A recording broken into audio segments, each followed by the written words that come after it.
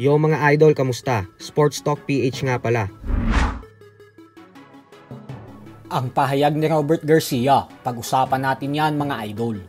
Ngunit bago ang lahat ay huwag kakalimutang mag-subscribe at i-click ang notification bell button for more sports talk.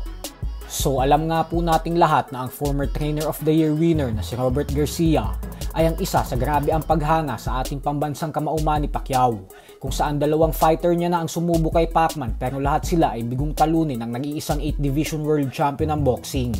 Kaya naman sa latest interview nito ay naging prangka ito sa current WBC welterweight world champion Mario Barrios na sa kabila umano ng edad ni Pacquiao na 46 years old ay base umano sa mga nakikita niyang bilis at kondisyon ni Pacman sa mga latest training footages nito ay masasabi niya daw talaga na wala daw solusyon para paghandaan at talunin ang ating pambansang kamao.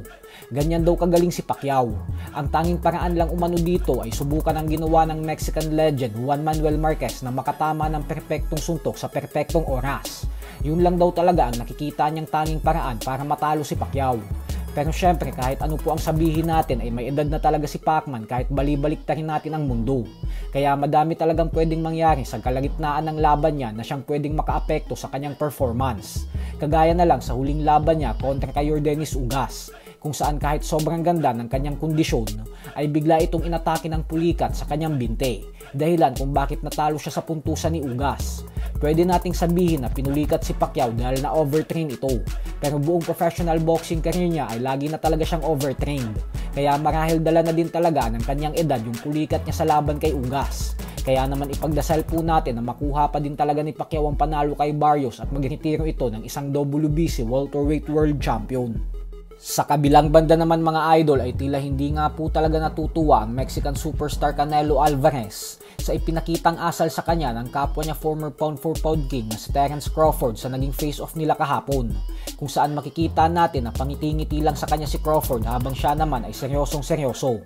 Nakikita po kasi ito ni Canelo bilang pambabastos at kawalan ng respeto sa kanya na para bang pinamaliit lang siya ni Crawford. Kaya naman dahil dyan ay nagbanta si Canelo. Nahayaan lang daw natin na tumawa ngayon si Crawford kasi pagkatapos daw ng laban nila ay iiyak na ito nang dahil sa kahihiyan at kasaklapan ng pagkatalong malalasap nito sa kanyang kamay. Binada pa ni Canelo na sana daw ay malaki ang binayad kay Crawford ni Turki Al-Ashik kasi pagkatapos niya daw itong talunin ay sigurado umano na lulubog na ang karera at pangalan ni Crawford, kaya wala na daw ulit bigating promoter na magbabayad dito ng limpak-limpak na milyones, kaya sulitin na daw nito ang kikitain sa laban nila. So hanggang dito na lang po muna tayo mga idol. Sports Talk PH, kakaiba ang laban ng mga Pinoy, lakas at dedikasyon ng aros ng tinuon, kamaong nagbabaga ang sayo ay babaon, mga Pinoy na ating